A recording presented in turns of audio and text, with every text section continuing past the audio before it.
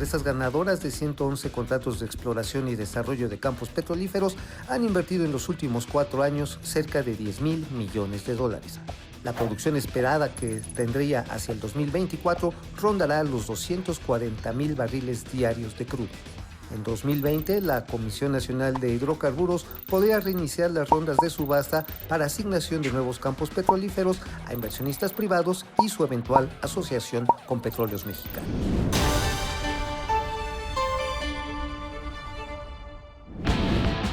Para la economía mexicana es muy importante el petróleo y los hidrocarburos. Por eso hemos invitado hoy, en medio del paquete económico 2020, a Alberto de la Fuente, quien es presidente de la Asociación Mexicana de Empresas de Hidrocarburos, entre las que inclusive está Petróleos Mexicanos. Alberto, bienvenidísimo. ¿Cuál es el panorama ahora que se está discutiendo si es muy positivo o no tan positivo, si el precio del petróleo en el presupuesto es lo que correspondería? ¿Cómo lo están viendo ustedes desde las empresas de hidrocarburos? Mira, creo yo que es importante hablar de números para entender dónde estamos parados. Es muy oportuno que nos estemos viendo hoy, porque hace casi un año que nos juntamos con el presidente, en aquel momento presidente electo. Apenas era, ¿no? Apenas era presidente electo, y en aquel momento hicimos el compromiso de acelerar inversiones y refrendar nuestro compromiso con el país. Pues a un año de haber tenido esa conversación con el presidente electo de aquella, los resultados están ahí. Este sector, la parte privada, ha invertido en los últimos 3 o 4 años prácticamente $10,000 millones. ¡Wow! De esos, tan solo 2,000 millones se han ido al Fondo Mexicano del Petróleo. Órale. ¿De dólares? De dólares, 2,000 millones de ¿Esa es la dólares. aportación de las empresas de hidrocarburos? Esa es la aportación que hemos hecho en los últimos 3 o 4 años. Y parte de los resultados de lo que implica invertir en el sector, ¿no? Correcto. Y lo que le decíamos nosotros al presidente en la siguiente reunión que tuvimos con él en enero es que nosotros buscábamos poder producir hasta 280,000 barriles al final de su sexenio y que este año esperábamos producir 50,000 barriles por día.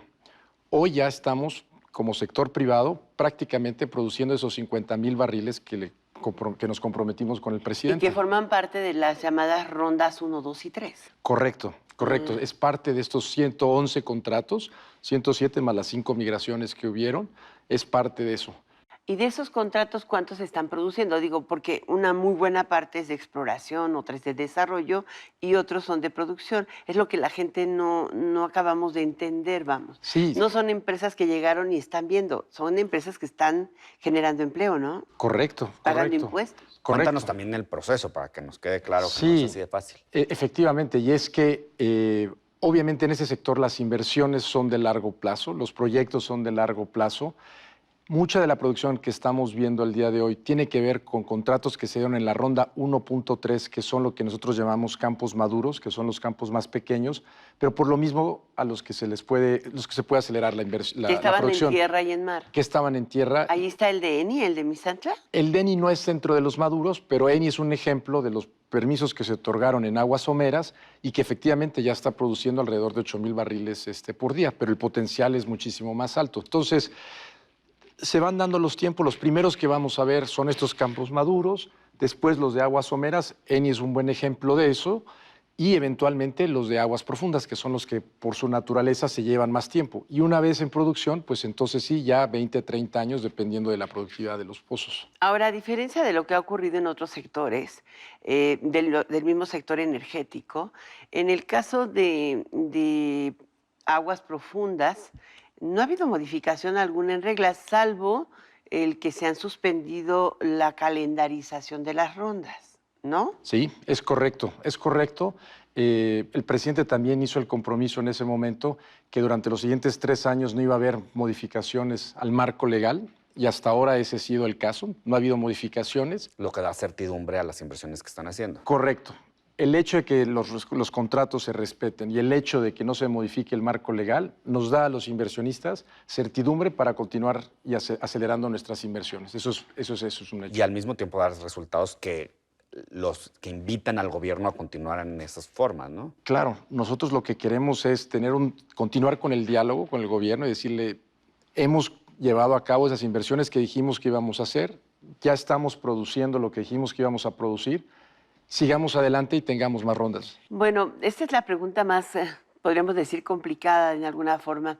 En los últimos 4 sexenios, 20 años, 25, probablemente nos hemos estado comiendo, explotando la reserva del país. Hoy queda reserva para 3 años, 4 años, la reserva aprobada, pero no tenemos ni probables ni potenciales. O sea, esa parte es preocupante porque es posible que solamente Petróleos Mexicanos pueda extraer esa cantidad o encontrar un campo increíble. O sea, yo hoy veo 1.9 millones de barriles diarios de promesa o de potencia, incluido en el presupuesto, y dices, pues al ritmo actual de consumo podríamos tener 4 años nomás de reservas para poder explotar en México. ¿Se puede? ¿Qué es lo que podemos ver hacia adelante? Por eso nuestra insistencia, Alicia, de redoblar esfuerzos en la parte exploratoria. Si nos enfocamos en producir las reservas que tenemos hoy únicamente, vamos a enfrentar el problema que estás describiendo. Y por eso tenemos que tener más rondas y por eso tenemos que seguir los privados apoyando y buscando explorar más. Recientemente la Comisión Nacional de Hidrocarburos produjo un documento con un dato interesante. La Comisión Nacional de Hidrocarburos dice: el país cuenta con 25,000 millones de barriles de petróleo equivalente en reservas 3P. Las 3P hay que llevarlas a 2P y luego 1P y eventualmente se produce. Pero de esos 25,000 millones de barriles que ellos contabilizan, 19,000 los tiene ya Pemex. Solamente 1,000 millones están en estas licitaciones que tiene el sector privado. Pero aún en ese escenario existen todavía otros 5,000 millones de barriles en reservas 3P potenciales que pudieran estarse licitando. Es decir, no hay ningún conflicto entre el desarrollo de Pemex, donde nosotros buscamos un Pemex fuerte, y el complemento que podemos de la inversión privada. Eso me gustaría que lo subrayes. O sea, ha sido impresionante ver también cuestionamientos acerca de la independencia de Petróleos Mexicanos y si Petróleos lo hace solo. En realidad, en los últimos 40 años ha también trabajado con empresas del sector privado, ya sea con asociaciones público-privadas, ya sea con contratos, ya sea con alternativas de asociación. El caso de tu empresa, creo que es asociación hasta en externa, ¿no? Sí. En producción de gasolinas. Y esas cosas hoy parecen como alejadas de la realidad cuando han sido la constante en el tiempo. Correcto. Nosotros decimos siempre que somos competidores, pero que al mismo tiempo colaboramos entre nosotros. Es una industria de alto riesgo y tan compleja que tenemos que cooperar y tenemos que competir para ser mejores todos los días. Y nunca lo hacemos solos. Siempre vamos de la mano de alguien más. Nos enriquece el traer colaboradores, traer socios a nuestros bloques, y también nos enriquece competir con otros. Y justamente creo que Pemex ha ido en ese camino a través de las distintas rondas, y yo estoy seguro que eso va a fortalecer más a Pemex.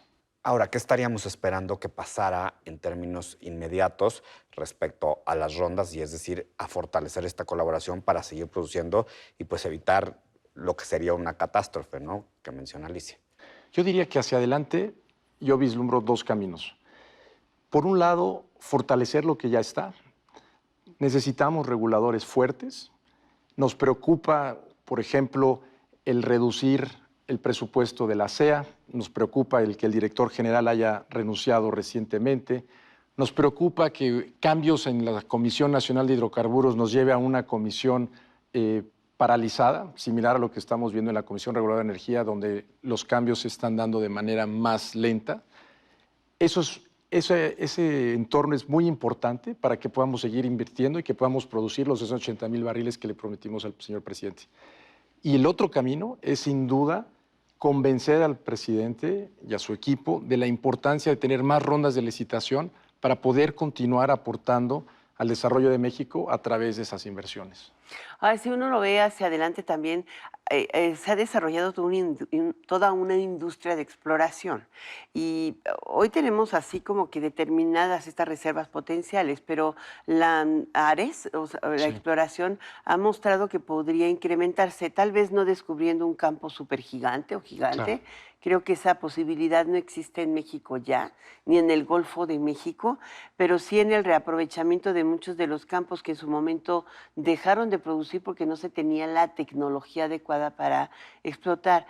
Y eso también nos lleva a preguntarte algo. O sea, ¿qué nuestro destino es seguir quemando gas y meterlo otra vez a los campos en lugar de extraerlo, desasociarlo y llevarlo a tierra, que es lo que necesitamos? Ese debería de ser el futuro, Alicia. Tienes toda la razón.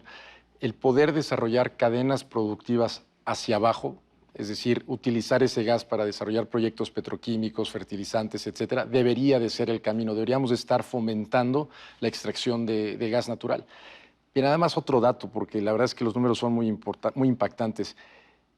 La Comisión Nacional de Hidrocarburos ha aprobado en estos planes de exploración, de producción, de desarrollo en los próximos años, son 35,000 millones de dólares que están aprobados. Es decir, son inversiones que el sector privado se está comprometiendo a hacer. Estamos hablando que son 4 o 5 veces el Tren Maya o 4 o 5 veces la refinería de Dos Bocas. Son inversiones muy importantes que deberían de traducirse en seguridad energética, que sin duda es un objetivo de este gobierno. Y también en empleo. Correcto. O sea, estas empresas hoy ya son una fuente de empleo importante, ¿no?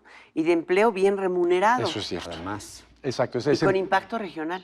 Y en las zonas que más lo necesitan, que es el sureste de México. ¿Cuánto pagan de impuestos, Alberto, las empresas de hidrocarburos? Pues mira, en promedio de cada peso que sale entre las regalías y los impuestos, etcétera, de 80 centavos a 90 centavos se van al fisco, al gobierno, de una u otra manera. Es decir, lo que le queda al sector privado es realmente muy pequeño, muy poco. ¿Sigue siendo México una economía atractiva para el sector de hidrocarburos global? Sigue siendo atractiva, Alicia.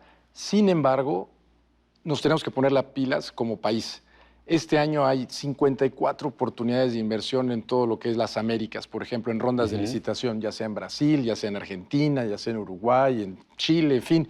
En Estados Unidos. En Estados Unidos constantemente, efectivamente. Sí, Entonces, en Canadá.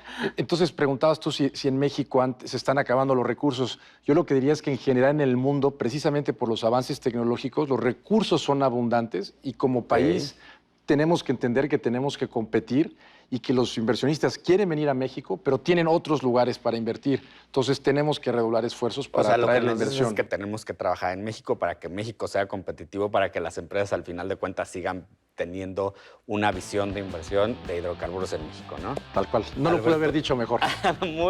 No, bueno, es que es muy importante, porque además es algo que nos corresponde a todos.